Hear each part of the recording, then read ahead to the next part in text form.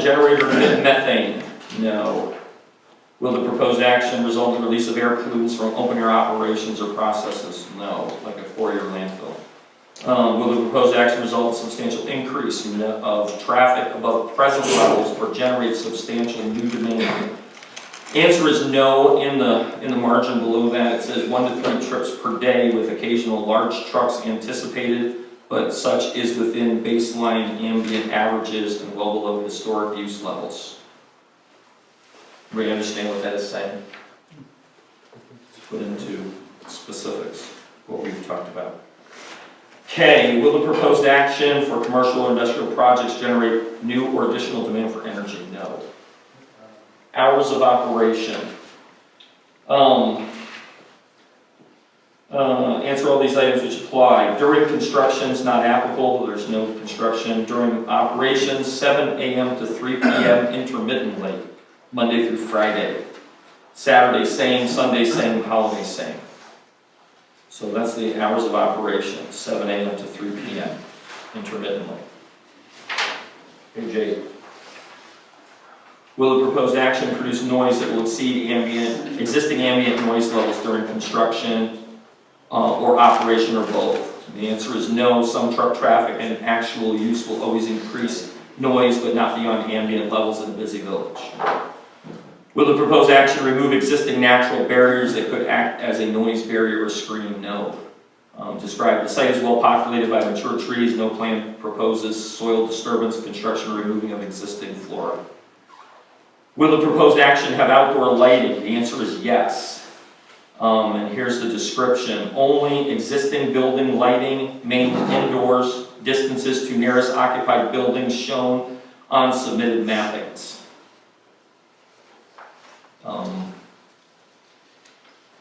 Does the proposed action have the potential to produce odors for more than 1 hour per day? The answer is no. Will the proposed action include any bulk storage of petroleum, combined capacity of over 1,100 gallons, or chemical products 185 gallons? The answer is no. Will the proposed action use pesticides during construction or operation? The answer is no. Will the proposed action involve or require the management or disposal of solid waste, excluding hazardous materials? The answer is no. 9. Does the proposed action include construction or modification of a solid waste management facility? No. Will the proposed action at the site involve the commercial generation, treatment, storage, or disposal of hazardous waste? The answer is no. Site and setting of proposed action, land use on the surrounding project site. Existing land uses, there is forest, there is commercial, there is residential, there is other. Riparian area on southern line near creek. What does riparian mean? Creekside. Water-based flora and fauna. Okay, excellent. The riparian corridor is what the overlay district is about. Okay, so that's the term that's used. So those are the things that are adjoining or near the project site. Now let's look at this chart. Land use or cover type: roads, buildings, other paved or impervious surfaces. 14,360 square feet in existing buildings. That's 0.6 acres, and there will be no change. Forested, 2.3 acres. There'll be no change. Surface features 0.1. That's the stream. And it's 0.1, no change. And other described landscaping, yard, non-paved parking drives, 0.3 with no change. No change. 10. Is the project site presently used by members of the community for public recreation? I don't believe so, so the answer is no. Are there any facilities serving children, the elderly, people with disabilities within 1,500 feet of the project site? Yes. The Conservatory of Fine Arts is nearby, though more than 1,500 feet away. The library is within 1,500 feet, but on another street, separated by the creek and woodlots. Portions of Trumansburg CSD buildings are within 1,500 feet, but again, separated by creek woods and with the state highway, State Route 96 intervening. Does the project site contain an existing dam? No. Has the project site ever been used as a municipal, commercial, or industrial solid waste management facility? No. Have hazardous waste been generated, treated, or disposed of at the site, or does the project site adjoin property which is now or was at one time used to commercially treat, store, or dispose of hazardous waste? The answer is no. Potential contamination history. Has there been a reported spill at the proposed project site, or have any remedial actions been conducted or adjacent to the proposed site? No. Is the project within 2,000 feet of any site in the NYSDEC Environmental Site Remediation Database? That's no. So that's the database that says where we have these problems? Yeah, and just so you have it, this is I didn't reprint the entire 1965 soil map surveys or the entire Tompkins County or Town of Ulysses resource, but in terms of the mapping and stuff, for the record, those are pictures of everything that was reviewed and the databases examined to generate most of this. Okay. Is the project site subject to an institutional control limiting property uses? No. Are there bedrock outcroppings on the project site? Yes. If yes, what proportion of the site is comprised of bedrock outcroppings? 5 to 10%. No pure bedrock, but exposed bedrock in and near creek in places. Predominant soil types, see TC soil mapping data, which is what that document was. I only copied the first few pages so someone can confirm what the resource was, because it's hundreds of pages long. Okay. What is the average depth of the water table on the project site? 4 feet. Drainage status of the project site: soils, well-drained, moderately drained. Well-drained is 80%, moderately well-drained is 20% of the site.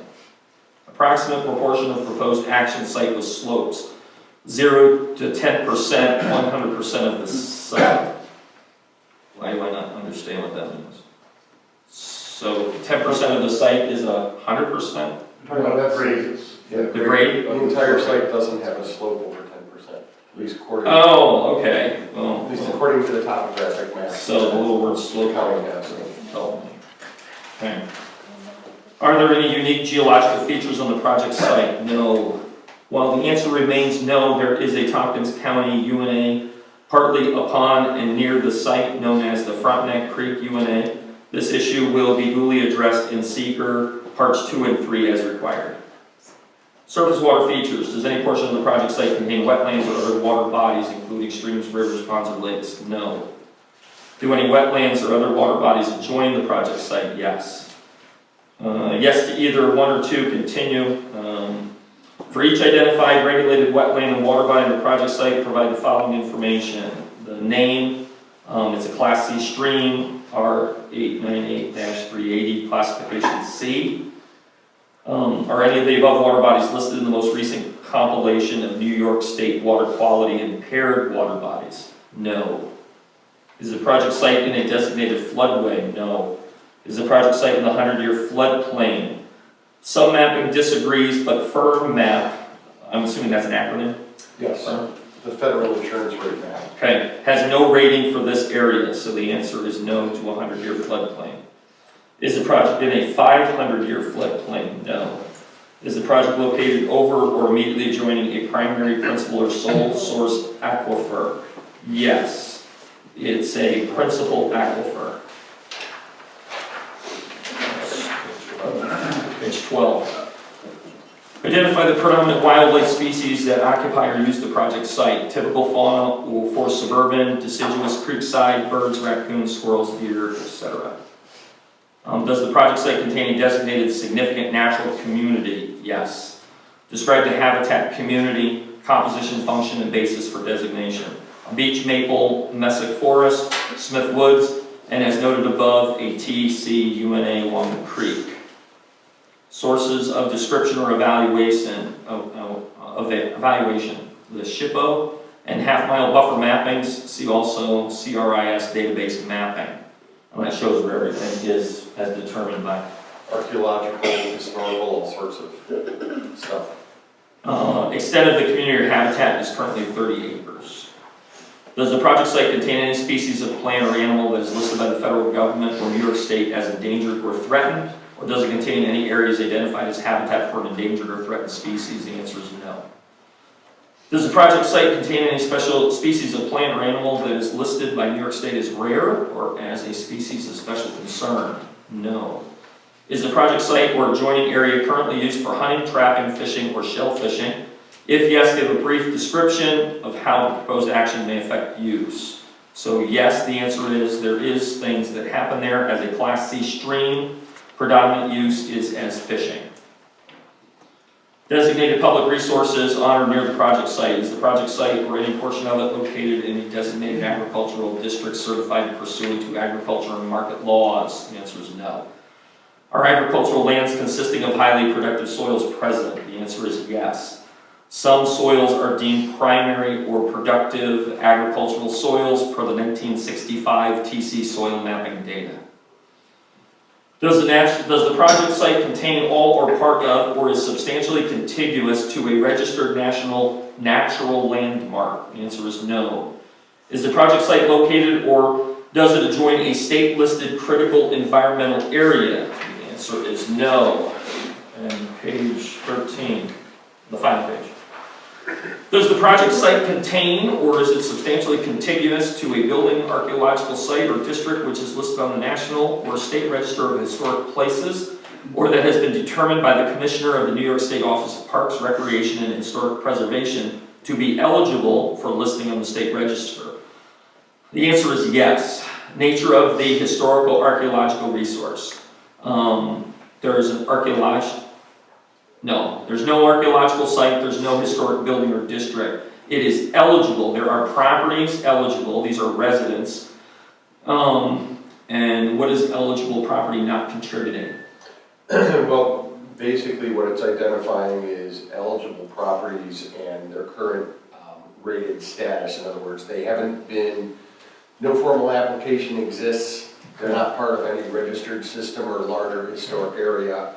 But if somebody wanted to pursue it at some point, there's something there that might deserve a further look. So what Seeker's asking me to do is at least take a look and see if this project, even if not on such site, affecting such specific building, could have a material adverse impact on that building, such as making a change that might harm eligibility for historic registration. Okay, and that came as a result of the mapping and looking at what was identified as possible places where people could pursue whether or not they're residents.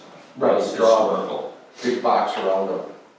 I went several houses in each direction down the creek above the road, and some buildings came up as being potentially historic. Okay, one of them listed here is the First Presbyterian Church. See the SHPO mapping in immediate vicinity. 3 unclassified eligible properties exist, but no site changes or disturbances. No impact is deemed likely against those properties.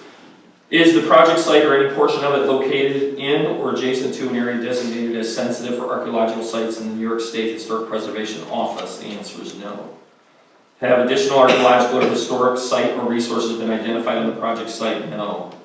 Is the project site within 5 miles of any officially designated and publicly accessible federal, state, or local scenic or aesthetic resource? The answer is yes. That resource is the Finger Lake Scenic Byway, but same, not visible from this elevated location as byways along State Route 89. Distance between the project and this resources is plus or minus 2 miles. Is the project site within a designated river corridor under the Wild Scenic and Recreation Rivers Program? The answer is no. Additional information. Okay. And the summary report of all the mapping is on the back of page 13. If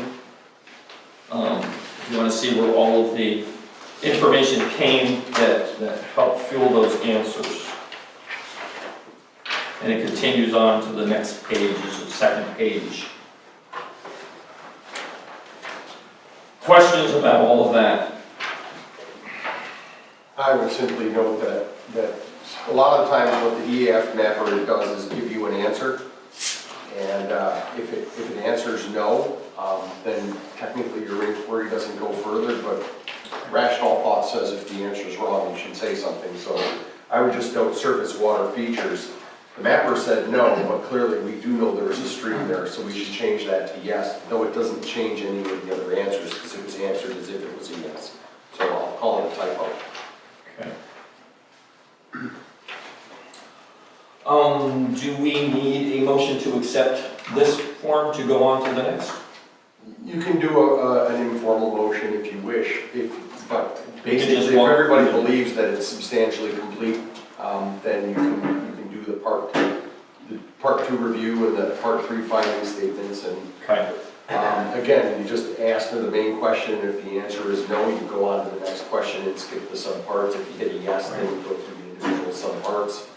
There's some commentary that folds into the final finding statements. It's up to you whether you want to read it. It's based largely upon the mapping and analysis and some of the discussion already had. And that's up to you. I think probably most of the time when you look at the underlying questions that are asked, you find that what they're looking for in this form is large level impacts. Right. So while it's true that every single family home that has a heating system is going to generate some energy usage and some air emissions, it's not the type of thing that's going to be regulated under the Clean Air Act or need a special air pollution permit or carbon permit under New York State law. So the answer generally is going to be no if the impact is only small or traditionally insignificant as compared with other uses in the area. Okay, are we comfortable moving on to part 2? Okay, no objection? All right, so we got 18 questions in part 2. If an answer is no, then we do not need to deal with all of the sub-points. All right. Impact on land. Proposed action may involve construction on or physical alteration of the land surface of the proposed site. The answer is no. Impact on geological features. The proposed action may result in modification or destruction of or inhibit access to any unique or unusual landforms on the site, like cliffs, dunes, minerals, fossil caves. The answer is no. Impacts on surface water. The proposed action may affect one or more wetlands or other surface water bodies. The answer is no. The proposed, page 3. Impact on groundwater. The proposed action may result in new or additional use of groundwater or may have the potential to introduce contaminants to groundwater and aquifer. The answer is no. Impact on flooding. The proposed action may result in development on land subject to flooding. The answer is no. We're not in a flood zone. Impacts on air. The proposed action may include a state-regulated air emission source. The answer is no. Impact on plants and animals. The proposed action may result in a loss of flora or fauna. The answer is no. Question 8. Impact on agricultural resources. The proposed action may impact agricultural resources. The answer is no. Impact on aesthetic resources. The land use of the proposed action are obviously different from or are in sharp contrast to current land use patterns between the proposed project and a scenic or aesthetic resource. Is it obviously different from? The answer is no. Impact on historical and archaeological resources. The proposed action may occur in or adjacent to a historic or archaeological resource. The answer is no. Question number 11. The proposed action may result in a loss of recreational opportunities or a reduction of an open space resource as designated in an adopted municipal open space plan. The answer is no. Impact on critical environmental areas. The proposed action may be located within or adjacent to a critical environmental area. The answer is no. Question 13. Impact on transportation. The proposed action may result in a change to existing transportation systems. There's a note in here. This is a small site, and while even reoccupation of a single-family home will increase traffic, the 1 to 3 small truck trips per day with occasional tractor-trailer deliveries will not exceed the carrying capacity of local roads, require any roadway or network improvements or changes, or create any moderate or significant impacts. Further, there is no public use or retail associated with this site and conditions imposed upon this use variance and to be imposed on the site plan review and by such overlay zone will mitigate even minor impacts further. But do you understand what that is saying? Meaning the plan right now says there will be minimal traffic, and site plan review is being asked to maintain that as part of their process if we get to site plan review. So the answer is no, impact on transportation. Impact on energy, the proposed action may cause an increase in the use of any form of energy. No. Impact on noise, odor, and light. The proposed action may result in increase in noise, odors, or outdoor lighting. No site changes are proposed, and the noise generated will be consistent with the existing noise levels in the area and along the roadway in this busy village. Part 1 analysis has not revealed any significant noise potential beyond the ambient levels, and the site planning can again fully mitigate such issues, including by requiring the maintenance of existing buffers and trees. So the answer on impact of noise and odor is no. Number 16, impact on human health. The proposed action may have an impact on human health from exposure to new or existing sources of contaminants. No. Number 17, the proposed action is not consistent with adopted land use plans. The answer is yes. This commercial campus of buildings has existed for over a century in this area while zoning changed in the recent past, which is the very subject of the application, including the key hardship, adaptive reuse, avoiding further ground and construction disturbances, and promoting such uses near the village center. King Street areas are also consistent with the comp plan. Included in such plan are references to the need for thriving small businesses and employment, particularly in the downtown core and King Street areas, as well as directly notes need to preserve this particular site as economically and historically important to the village. So as you go through the subpoints, A, the proposed action's land use components may be different from or in sharp contrast to current surrounding land use patterns. No, or a small impact may occur. The proposed action will cause the permanent population of the city, town, or village in which the project is located to grow by more than 5%. The answer is no. The proposed action is inconsistent with any county plans or other regional land use plans. The answer is no. The proposed action may cause a change in the density of development that is not supported by existing infrastructure or is distant from existing infrastructure. The answer is no. Part F, the proposed action is located in an area characterized by low density development that will require new or expanded public infrastructure. The answer is no. The proposed action may induce secondary development impacts, residential or commercial development not included in the proposed action. The answer is no. Question 18, consistency with the community character. The proposed project is inconsistent with the existing community character. The answer is no. See analysis in number 17, which we just reviewed above, and it is noted that this action will actually preserve and provide for adaptive reuse of important existing facilities and a site that has traditionally been used for storage, a historical lumber yard that the comp plan deems important to the economy and history of the village. And here the added benefit is further mitigation of potential impacts during mandatory site plan review, setbacks, and the removal of retail and related operations which were associated with this site for decades. Do you understand what that is saying? Okay.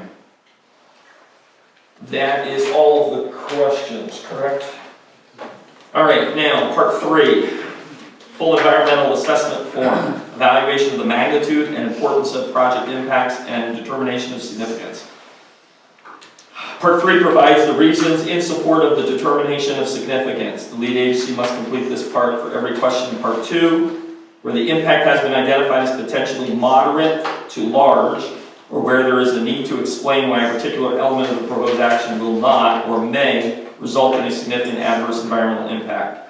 Based on the analysis in part 3, the lead agency must decide whether to require an environmental impact statement to further assess the proposed action, or whether available information is sufficient for the lead agency to conclude that the proposed action will not have a significant adverse environmental impact. By completing the certification on the next page, the lead agency can complete its determination of significance. So the only place we answered yes was the consistency with the community plans on 17. So let's walk through, identify the impact based on part 2, responses, and describe its magnitude. Magnitude considers factors such as severity, size, or extent of an impact. As we walk through number 17, did you see any of those subpoints that you would like to change from no or small to moderate or large impact? That is on page 10, number 17. Okay. Assess the importance of the impact. Importance relates to the geographic scope, duration, probability of the impact occurring, number of people affected by the impact, and any additional environmental consequences if the impact were to occur. The geographic scope, the duration, that was noted in the business hours and the number of trucks, probability of impact occurring, number of people affected, it's going to be people along Cayuga Street with the minimal number of trucks. The assessment should take into consideration any design element or project changes. There are none. No design elements, no project changes. Repeat this process for each Part 2 question where the impact has been identified as potentially moderate to large. There are no other areas where it was deemed moderate or large. Provide the reason why the impact may or will not result in a significant adverse environmental impact. What is our reason? Again, it comes back to amount of traffic, no change to the site, limitation of hours. For conditional negative declarations, identify the specific conditions imposed that will modify the proposed action so that no significant adverse environmental impacts will result. There's a paragraph here at the bottom. The only potential moderate to significant impact identified has to do directly with the lack of consistency with zoning. The underlying zone having been changed to residential, this and other impacts are fully described and analyzed in Part 2, and all such analysis are incorporated herein. As to zoning and community planning, it is also noted that specific goals within the village comp plan include to create a thriving downtown and a multitude of diverse businesses that meet the daily needs of residents and the village and surrounding areas, and to maintain and establish commercial buildings that reflect the rural and historic character of the village. Adaptive reuse of an existing commercial campus with decades of historic use and one that is specifically singled out in the comp plan for its continuing economic and historic importance bring to light some conflicts between planning and the underlying zoning. Whether or not these conflicts are material, the truth is that public can sometimes yield to particularly harsh invidious impacts on particular property owners. This is precisely the role of use variances in both state law and the village zoning, and its importance is literally constitutional in magnitude. Thus, where hardship and the use variance standards can be proven, specific negative impacts can be mitigated, and the benefits of adaptive reuse preserve the village and its residents from greater environmental harm or impacts when compared to new construction or the continuing degradation of an historical existing site. The overall impact analysis under the EAF process result in a determination of there being no likelihood of moderate or significant impacts arising from this use variance application, including as based upon the conditions of approval proposed to be implemented in relation to this use variance if granted.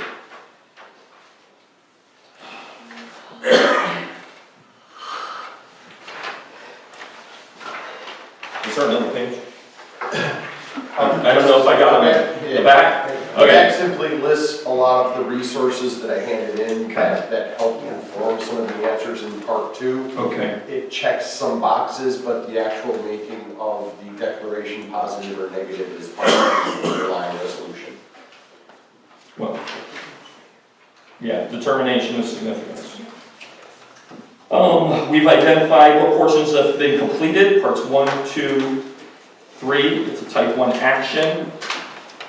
On the top of the next page, upon review of the information recorded on this EAF, as noted, plus this additional supporting information, and what's listed there is the mapping and the database. And considering both the magnitude and importance of each potential impact, it is the conclusion of the Village of Trumansburg Zoning Board of Appeals, as the lead agency, that this project will result in no significant adverse impacts on the environment, and therefore an environmental impact statement need not be prepared. Accordingly, this negative declaration is issued. Other possibility is, although this project could have significant adverse impact on the environment, that impact would be avoided or substantially mitigated because of the following conditions, which will be required by the lead agency. So we could put in conditions under Part B. And Part C, this project may result in one or more significant adverse impacts on the environment, and an environmental impact statement must be prepared to further assess the impact and possible mitigation and to explore alternatives to avoid or reduce those impacts. What's your pleasure? A, B, C. If you do A, we say it's a negative declaration. Does that mean we could also put in things in B? Well, Or is that better left for site plan review of conditions? I had checked A on the box because the conditions that are referenced, one, some of them are going to be mandatory because of the actual restrictions in the overlay district. Right. Two, some of them you necessarily cannot foresee, but we had a lot of discussion last time that this is going to go through site plan review. And C, some of the conditions that were referenced are specifically noted in the resolution. For example, one of the buffering impacts here and is that you don't have any disturbances, and there's a fair amount of trees on this site that help provide natural buffering, both visual and otherwise. So one of the conditions is don't tear down the trees. So you can, look at those in the resolution if you want to list them separately here. I don't think based on the part 1 of the type 2 review that those listings are mandatory to the negative declaration, but I'm not given any authority to make a vote here. So this is a pro forma, you can change it as needed. Comments or considerations that you're thinking of something that would need to be specifically listed in Part B?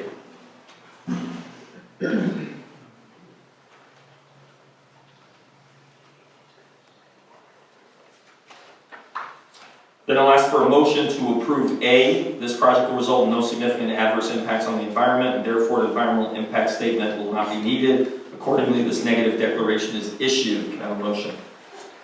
I'll make a motion to accept do we accept all parts at this point? Or just this? Well, this is the summary. This is the last statement. Okay. I'll make a motion to accept the summary as written.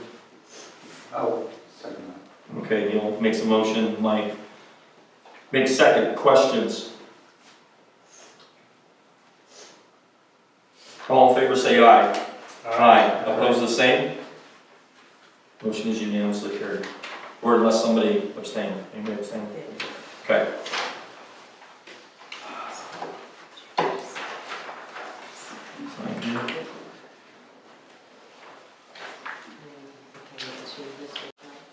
didn't digitally fix it in case there were changes. Okay. And then I will go through this one and make the corrections and sewer and. Okay, is there anything else we have to do? Except this is, are we going to, what did Jessica say? Did she want us to do site plan? No, you can't. She has to do it as the planning board. Right. So the applicant needs to contact the planning board and get on their schedule? No, you can further deliberate, or you can issue, deny, or table for further consideration the granting of the application. In other words, either issue or not issue the use. Oh, the actual use variance. This was the seeker, we have to do the use variance. So again, the first part of a draft resolution, I'm presuming that I'm basing everything based upon what our discussion was last time and the conversation that I had on isolated occasions in the interim. One, I included a full form sort of negative declaration reaffirming and stating what the standards are under seeker, particularly 617 Part 7C regulations, which you read, so it's largely redundant in that respect. It recites some of the history of when you had your meetings, Right. And then it goes through and looks at the 4 use variance questions.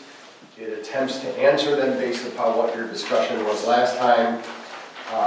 And then in the resolved paragraphs, you're going to see some secret declarations, and then the meat and potatoes is the Resolution. right. That's the parking. That's the parking. I have the parking lanes. Does Where's? anybody have it? I just emailed it, but, you know. There's Oh, no parking. I have it. Oh, here it is on the back of this. There it is. Right, so then the meat and potatoes of it, if Yeah. you do grant it, are the 4 conditions, and I can discuss those briefly, or you can just read them, it's up to you guys. Do we need to review the 4 conditions again?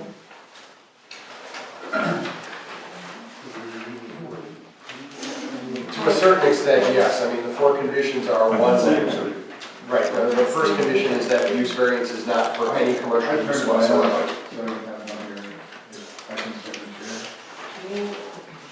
I don't think you guys have it, I think I put it wrong, I think I put it, choose once, one once. That's it, so let me, you have a copy of it? Yeah. Perfect. Tom, can I have your copy? Tom, Sure. Tim, have your copy, and Oh. I'll get you guys. I can drive the bus. You can grab the Why bus, not? alright. Beep beep. I'm an official temporary driver at the school. I don't only drive a bus. All right, here's the findings and resolutions. Issuing a negative declaration under seeker and approving use variance for limited defined uses for 50.5 Cuba Street.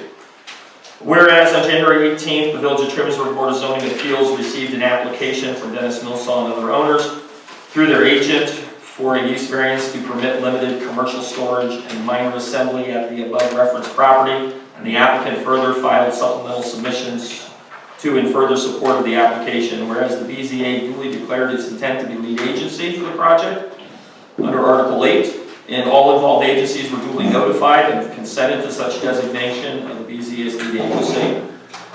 Whereas a county planning general municipal law reviews were duly submitted to the County Department of Planning and Sustainability, with the department duly replied by letter March 20th that there's no negative intercommunity or countywide impact. Whereas on February 19th at 6 p.m., the BZA held a duly noticed public hearing and heard a presentation on the application from the applicant, also heard public comment on the application, took testimony and evidence from all persons interested in the subject thereof. Thereafter, the BZA duly deliberated thereon and requested additional information, adjourning the matter until March 12th. And upon said March 12th, 2019, the BZA held an additional meeting attended by applicants and members of the public in connection with the BZA's review of the application and variance request. And the BZA duly deliberated further upon the same and directed that the above referenced 239 review request be filed with the county. Whereas on March 21st, the BZA reconvened at a duly called meeting and reviewed the 239 information and reply and continued such further discussion regarding the requested use variance as it deemed necessary, including the environmental review and thereof and any conditions appropriate thereto, and upon and after due deliberation on the application and discussion of the requested use variance, requirements pursuant to village zoning and New York State village law, and after careful consideration of verbal and written comments of applicant, community residents, and all evidence and testimony provided at the public hearing, the BZA now finds as follows with respect to the 4 standards set forth in law for use variance. Here's the 4 standards. Number 1, the applicant must prove that the property is unable to achieve a reasonable return for any allowed in the applicable zoning district. Has the applicant been able to prove that it was unable to achieve a reasonable return for any allowable uses in the zoning district?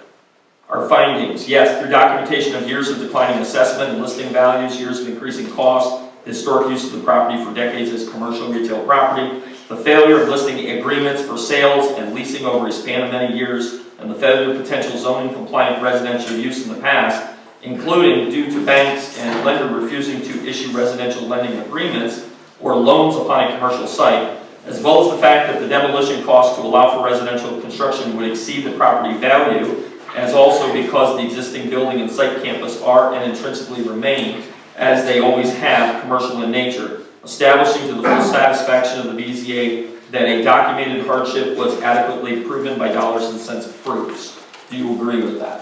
Yes. Yeah, I do. Number 2, the applicant must prove that unique circumstances apply to the property for which the variance is requested. Has the applicant proven a unique circumstance applies to substantial portion of the district or neighborhood? Findings. Yes, the hardship has been proven and adequately established as having arisen from the rezoning of the property. This property and its use predated village zoning by decades, and it is found that the mere passage of time relative to non-conforming use rights or grandfathering is not an impediment to this finding. Indeed, passage of significant time is required to prove the hardship, and that perforce divests any non-conforming use rights, such that the BZA finds that strict application of such a standard cannot be an impediment to this finding in this case for this unique property and situation.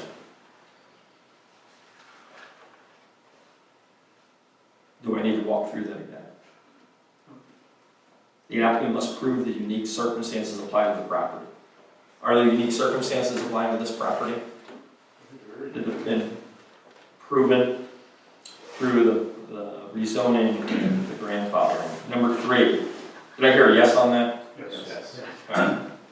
The applicant must prove that the hardship is not self-created. Has the applicant proven the alleged hardship has not been self-created? Finding, yes. The applicant has demonstrated continuing diligence and lack of any reasonable ability to sell, repurpose, lease, or gain any reasonable return upon the property and improvements.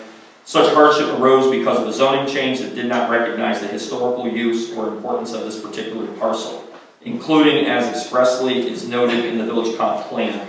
This is not a situation where an applicant purchased the property knowing of the deficiency, the zoning, or site conditions as restrictive of productive use of such lands. So did they prove their hardship was not self-created? The answer is yes. The applicant must prove that the essential character of the neighborhood will not be altered if the use variance is granted. Has the applicant proven the requested variance will not alter the essential character of the neighborhood?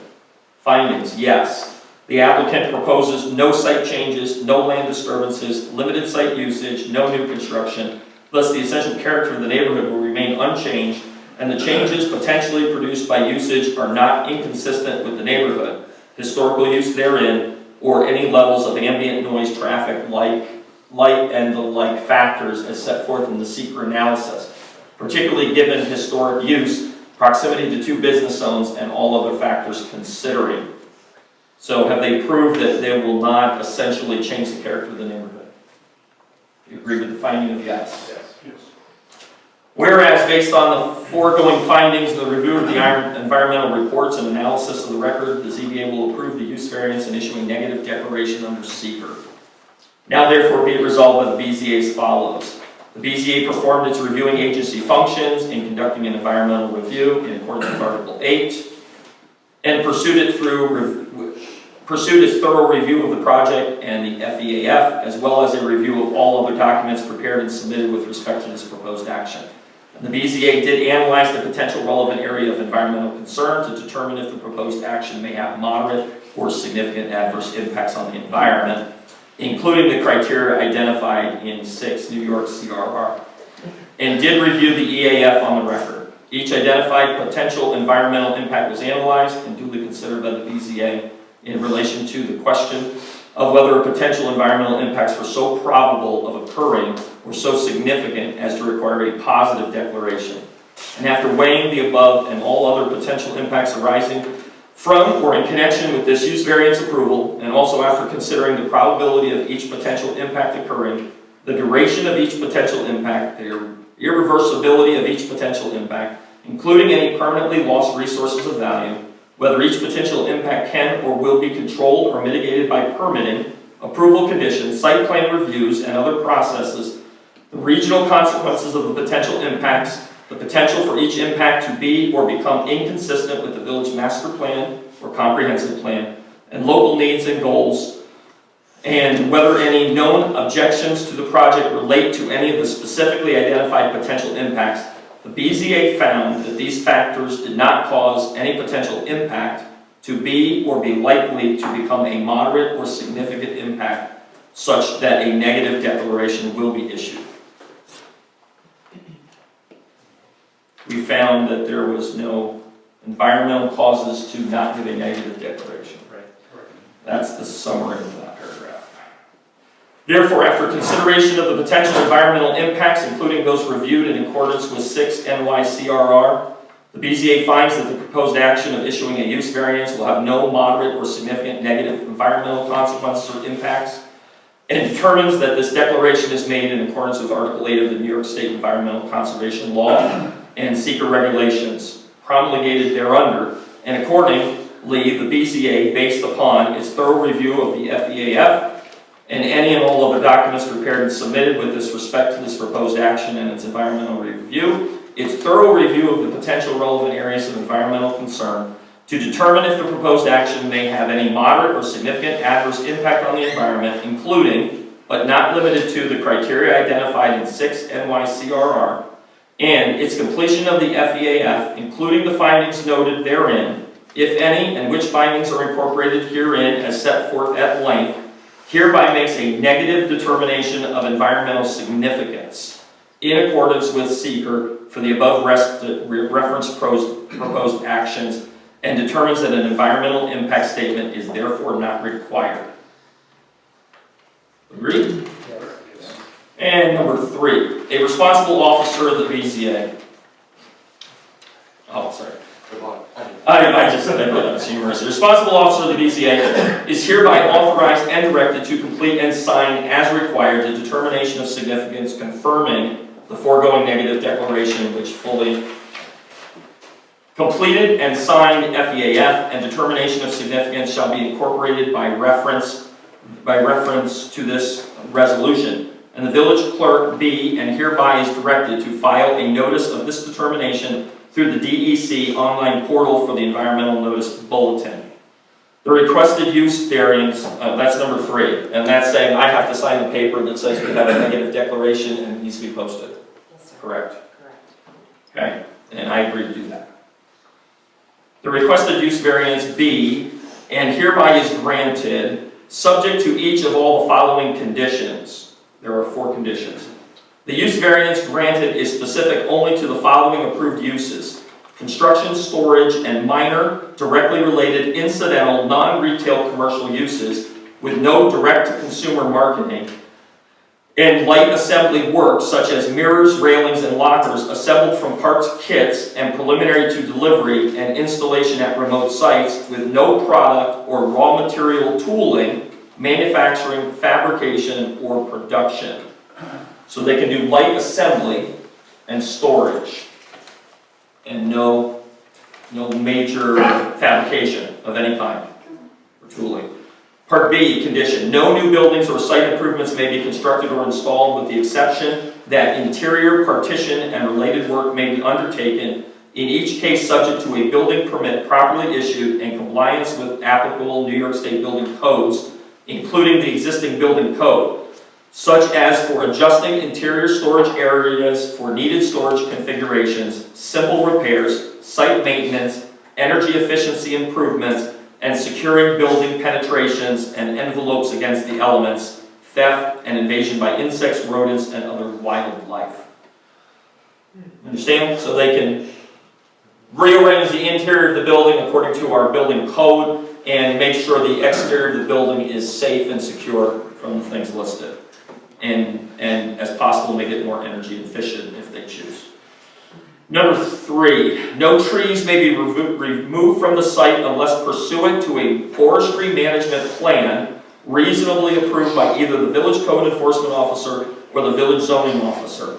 All plantings and all existing or required landscaping and vegetative buffers, including as shown on any final site plan to be submitted to the planning board, shall be maintained as healthy and natural, non-invasive vegetation designed to provide both visual and sound buffering. Emphasis shall be placed upon solid type cover barriers such as hedges and offset rows of evergreen trees or deciduous trees of variable heights interspersed with evergreens or other plants as provide for such cover. Both existing and any new buffers required shall be properly maintained, and any dead, diseased, or dying trees or plants shall be promptly replaced. Any trees or plants, whether singularly or in combination, that cease to function as buffers, whether due to lack of growth, death, recession, disease, or other cause, shall be replaced in a manner as promotes the goal of providing visual and sound buffering, including as may hereafter be required by site plan review. Question on that. Yes. Trees that are down in the creek bed area that are part of the property, if they are dead at this current time, does the applicant have to replace those? My answer would be, well, that's up to you guys if you want to tweak that, but my answer would be no. One, they're not allowed to do site disturbance in the creek bed area. And two, this is addressing specifically vegetated buffers, for instance, that may be required to provide for something above and beyond what the woods already provide. Okay. But if you want to So make that clear. so with this, they don't have to replant the wooded area. If a tree falls, dies, do they have to replant that tree? Not unless it's a specific To the buffer. sound or visual buffer required by the planning board, or part of an existing system that is already there as buffering or landscape. So the planning board will look at the property from the standpoint of the trees and the fauna, and will make a determination as to what's there and what needs to be maintained. And then our zoning officer or building code enforcement officer needs to maintain their feet to the fire of maintaining that if they want to make a change. If a tree dies and takes down, he reviews what the site plan has said and makes a determination of what can be done, if I understand this correctly. It's a good point though, it does seem like kind of a sticky situation in the woods there, especially if it's in the riparian buffer by the stream, you know. Going along the back property lines of the Key Street properties where the large storage, Quonset? what do you call that thing? The ladder factory, the one by, that's like, you go around the road and access it from the bottom. And Yeah, and then along the property line there, a lot of those trees are, you know, they're basically scrap trees. Mhm. And, you know, during the winter time, you actually see that Quonset thing quite prominently. I think site plan is going to have to determine what trees accomplish buffer both visual and sound and plantings, and, you know. Yeah, I mean, I don't want to interrupt, but the key language is all plantings, so if they're naturally occurring, they've occurred due to the natural growth or recession of a forest. And all existing or required landscaping and vegetated buffers, which are things that are created, not. Right. So the planning board can identify something as a buffer and require it to be buttressed or improved or something. Or ask for additional to create the buffer that they're looking for. Right, my thinking, at least in terms of this goal, and this is not, you know, exceedingly common language, but it's relatively popular, at least in the Finger Lakes area, is to recognize that there's a fair amount of natural buffering that's already there, to make sure that there isn't trees being clear cut, and to basically communicate to the planning board that they should have provisions for maintaining any buffering that's going to be required. One of the problems traditionally being with buffering, and if you've seen people that do like raised berms and plant evergreen trees on them, and until they're fully established, their roots are too shallow to withstand freezing and the trees die, well, if it's supposed to be a buffer, those trees should be replaced. That's the intent of the provision. So are we okay with that? Noting that planning board is going to have to look at that part of their review of site plan.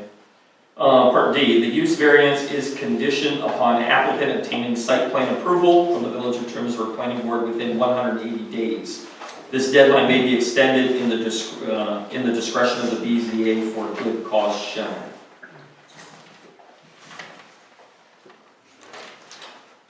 Do you have any? Yeah, that's it. Would someone like to make a motion that we approve the use variance? I'll make a motion to approve the use variance as submitted. Do I have a second? I'll second it. Scott seconds it. Any discussion? So it looks like we need to do a roll call vote, if you don't mind. Yes, absolutely. All right, let's do a roll call vote. Mike, do you approve the resolution to the use variance? I do. Neil? Yes. Tim, yes. Scott? Yes. Got your name. Scott was looking for your name tag. Phil? Yes. Okay. The motion is carried unanimously.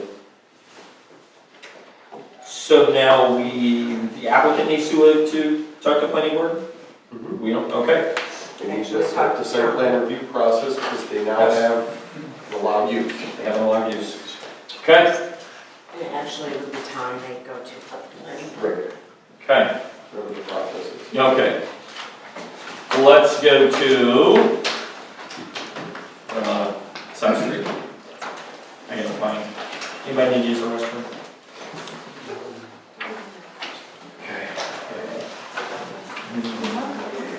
Let me see what we got here. All right, I need this. I'm really sorry. Yeah, I'm just gonna do that.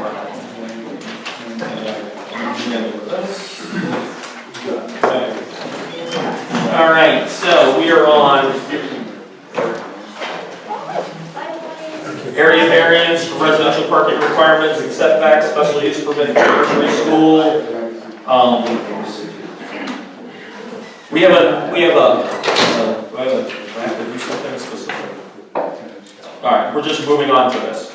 So, you have in front of you Department of Planning and Sustainability, Tompkins County. This letter acknowledges your referral of the proposed identified above review and comment by the Tompkins County Department of Planning and Sustainability. The department has reviewed the proposal as submitted and has determined that it has no negative inter-community or county-wide impacts. So the 239 review, which was required, is now completed. So now we have the findings and resolution, which is based on our conversation and our deliberation at our last meeting.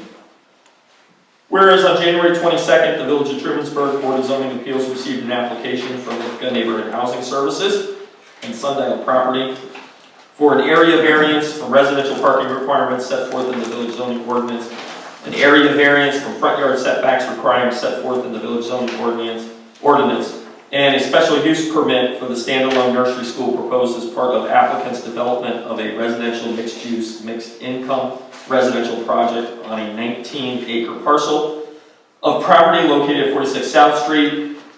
Where am I? Including the parcel located at 40 South Street in the village. Tax parcel numbers.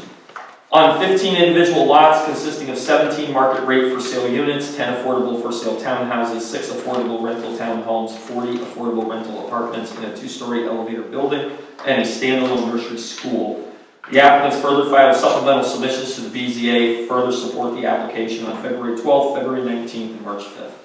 Whereas pursuant to 6 New York CRR, the BZA was an involved agency duly participating and bound by the lead agency for coordinated project review determination under the State Environmental Quality Review Act seeker, which negative declaration was issued October 25th, 2018.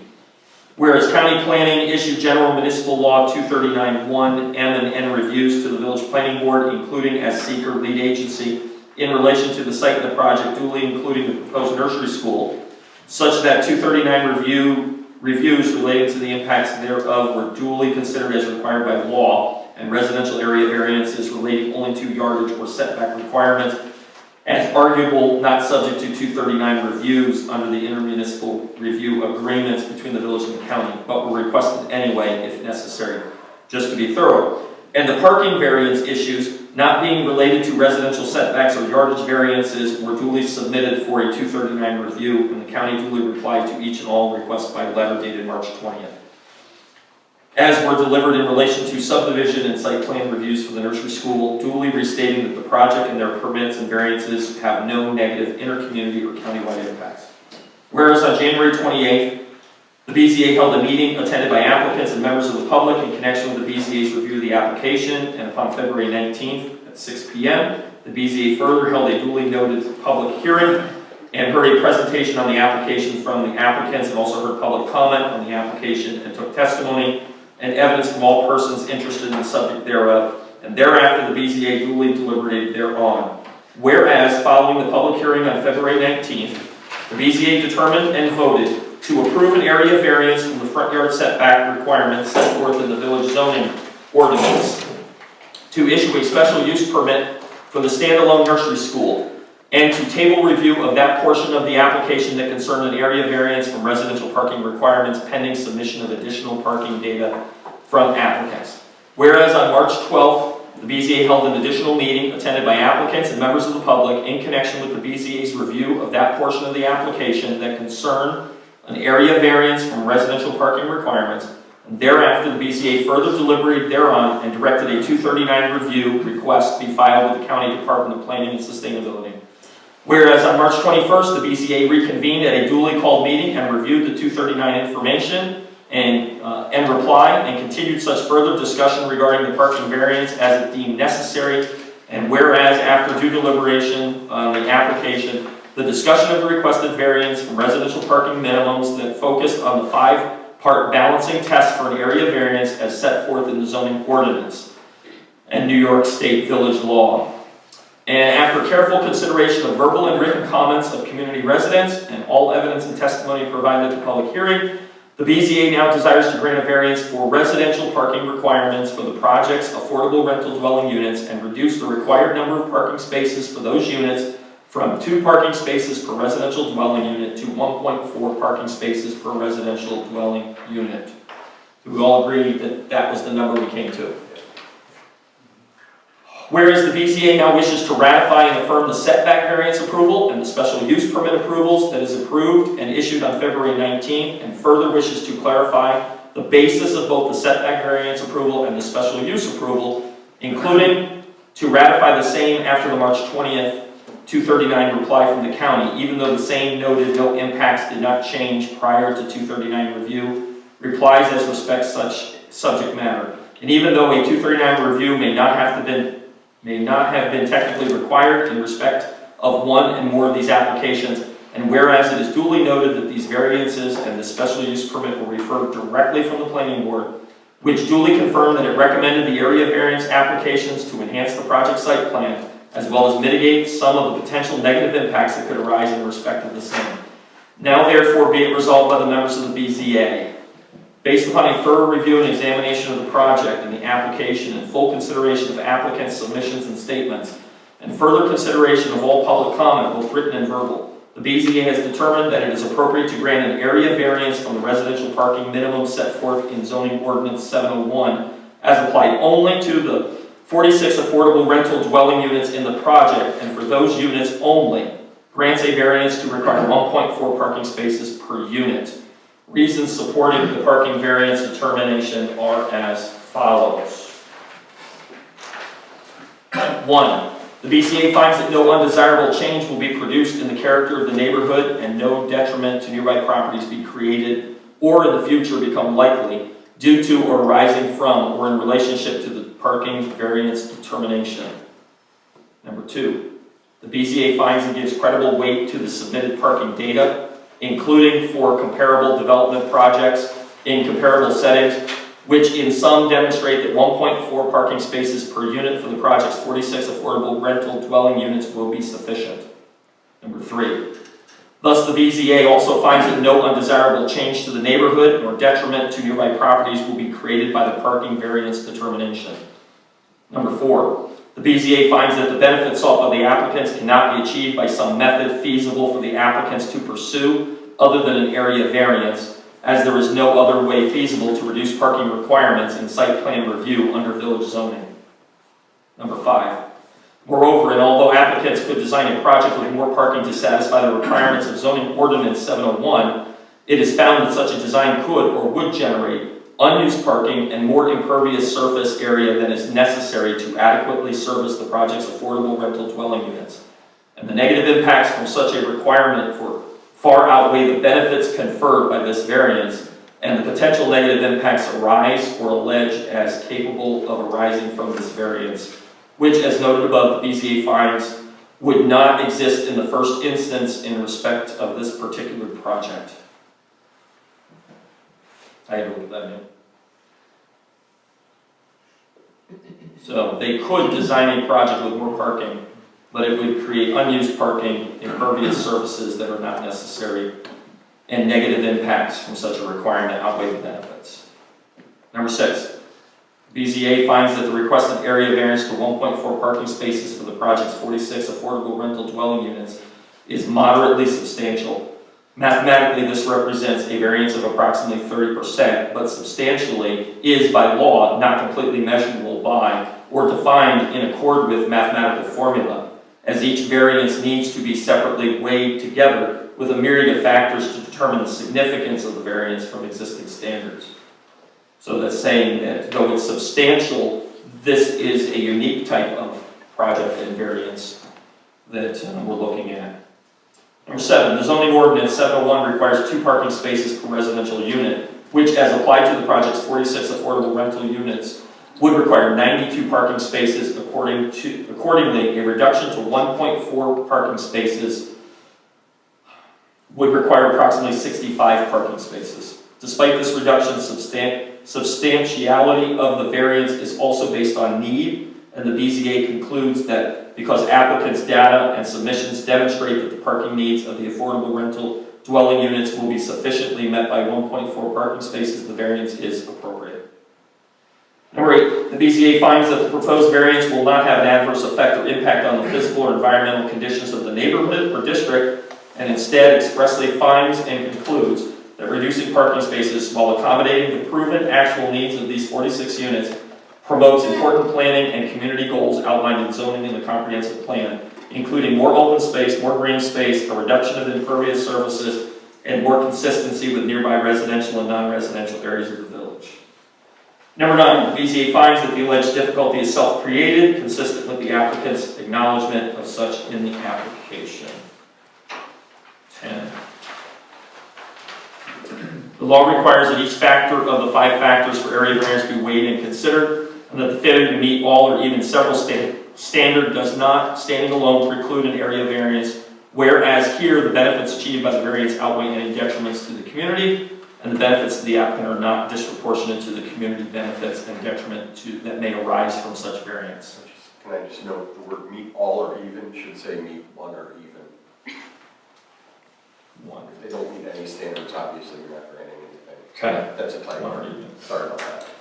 Number 11, the applicant's request for an area variance to reduce parking requirements to 1.2 spaces per unit is thus granted in a part and denied in part, and an area variance be and hereby is approved at 1.4 spaces per unit.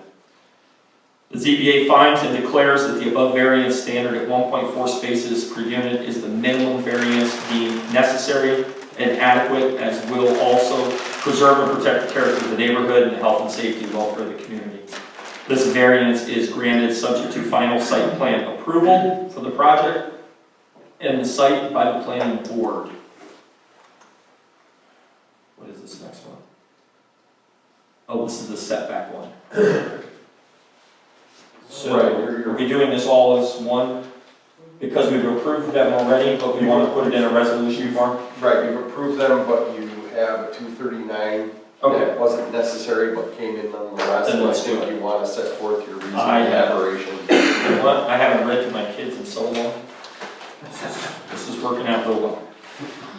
Okay, number 2. After due deliberation of the application and discussion of the requested variance from front yard setback requirements that focused on the 5-part test for an area variance as set forth in the zoning ordinance, after careful consideration of verbal and written comments of community residents, the BZA now desires to further ratify and affirm the setback variance approval it issued on February 19, which granted an area variance from the 50-foot minimum front yard setback required by the village zoning ordinance to a 25-foot minimum front yard setback for the lots within the project. Reasons supporting the setback variance approval are as follows. Number 1, the BZA considered whether an undesirable change would be produced in the character of the neighborhood or a detriment to nearby properties would be created by the granting of the area variance. It was determined that the sense of community and congruence with other setbacks in the area, creating more open space, and creating greater buffers and buffered parking areas all mitigated in favor of finding that this area variance request promoted and protected the character of the neighborhood and avoided detriments to nearby parcels and did not detract from them. Number 2, the BZA discussed and found that varying front yard setbacks in the project would not significantly impact the appearance of front yard setbacks along South Street or other streets around the project and site. Number 3, the BZA further discussed and found that such a variance would promote more rear yard spaces and provide for an overall better and enhanced streetscape. Number 4, it was therefore found and determined that no undesirable change would be produced in the character of the neighborhood, no detriment to nearby properties resulting from the BZA's grant of an area variance, reducing minimum front yard setbacks to 25 feet for lots in the project as requested by the application. Question, Yes? I thought it was 40, because we do by roadside, or we do it by right of way? We're doing it by right of way, Okay. because that's what planning board is dealing with when we had that conversation. Making sure. So hopefully maybe when we redo our zoning in the village, we'll figure out something that's consistent to new construction versus. So you put that in there, 25 feet setback from right of way?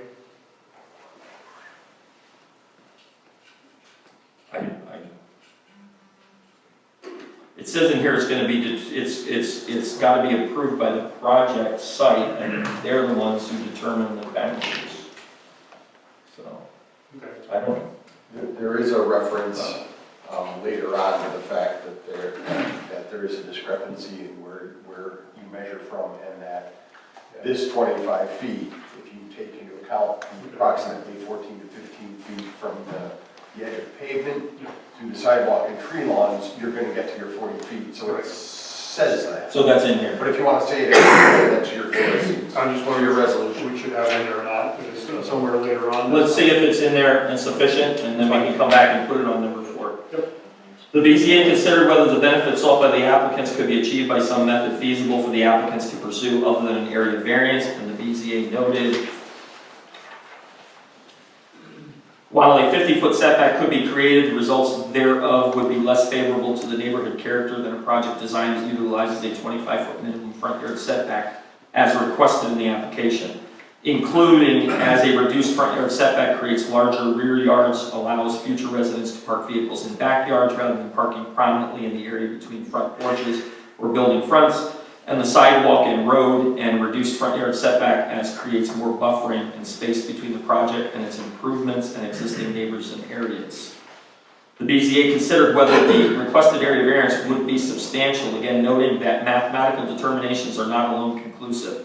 Yet a 50% variance is deemed substantial, but nonetheless still beneficial to the project and the community. It also noted that this straight formula-based setback did not duly take into account the fact that there is an approximate 14 feet 6 inch distance between the edge of the planned road pavement and the property boundary, such that such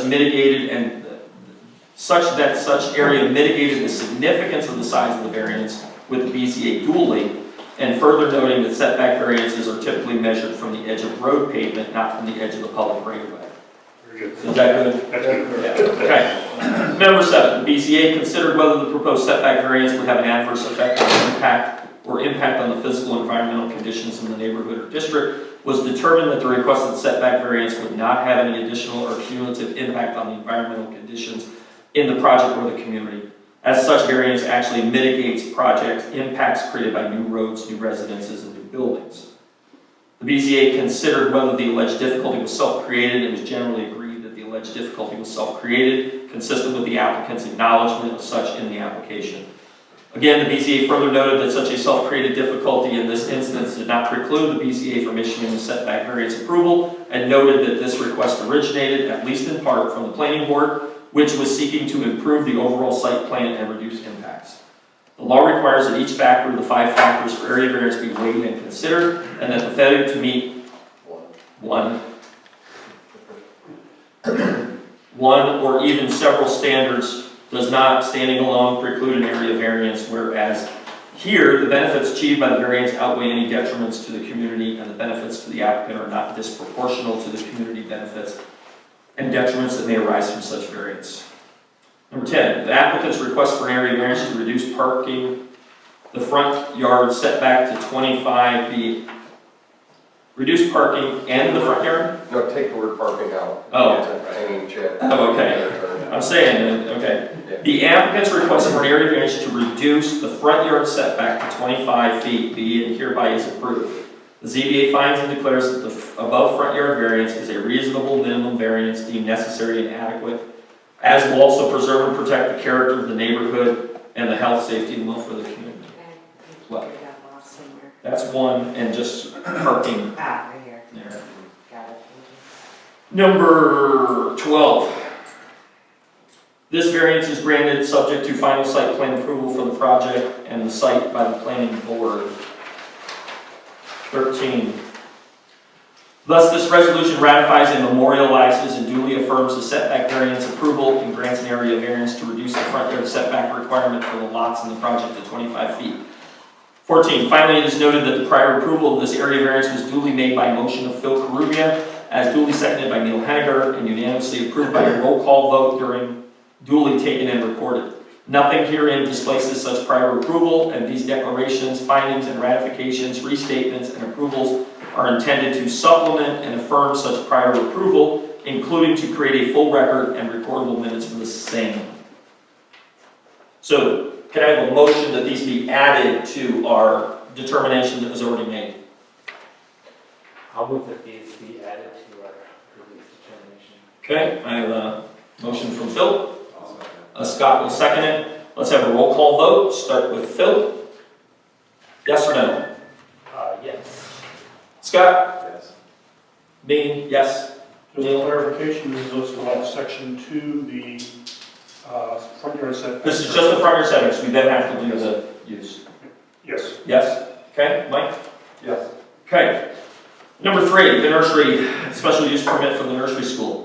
After due deliberation of the application and the request for a special use permit for the nursery school proposed to the project, and discussion that focused on the 3-part test for a special use permit as set forth in zoning ordinance 807, and after careful consideration of verbal and written comments of community residents, the BZA now desires to further ratify and affirm the special use permit approval it issued on February 19, 2019. Reasons supporting the special use approval are as follows. Number 1, the BZA considered whether the location and size of the nursery school, the nature and intensity of the operations involved, the size of the site in relation to it, and the location of the site with respect to existing or future streets giving access to it would be such that it would be in harmony with the orderly development of the district, and the location, nature, and height of building walls and fences would not discourage the appropriate development and use of adjacent land and buildings or impair the value thereof. Number 2, in considering the nursery school's location within the greater project site and whether the nursery school's size and parking provisions were appropriate as proposed, BZA members felt that the expanded parking provisions and layout for the nursery school as proposed in the applicant's February 12, 2019 supplemental submission to the BZA were a significant improvement and were more in harmony with the orderly development of the district.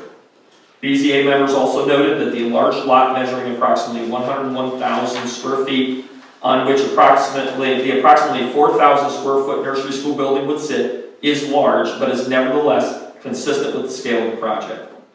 The BZA further noted that the staggered nature of the nursery school drop-off schedule, which is not available to traditional elementary or middle or high schools that feature uniform start and end times, allows for flexibility to ease vehicle congestion and prevent the traffic around the nursery school from having a detrimental impact on the site, the project, and the surrounding village streets.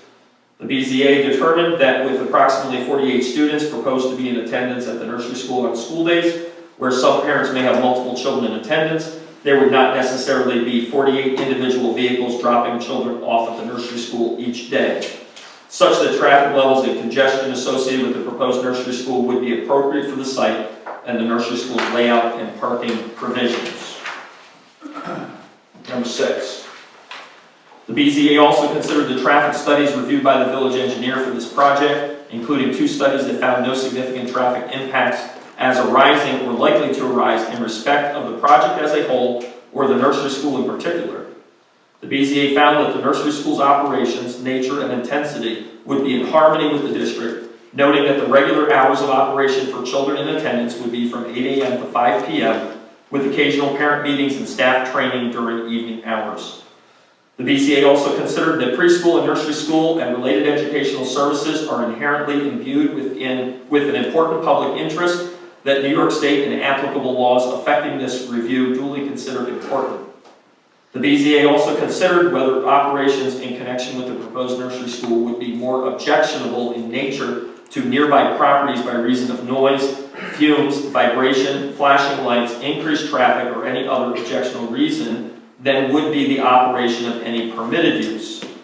The BZA found and hereby redeclares and affirms that the operations in connection with the nursery school must not be more objectionable in nature to nearby properties as compared to the operation of another permitted use in the R1 district. such as a regular school. The BZA also noted that where the nursery school children would spend approximately 1/2 hour outdoors twice daily, and generally towards the end of the school day, such use would not be objectionable to nearby properties.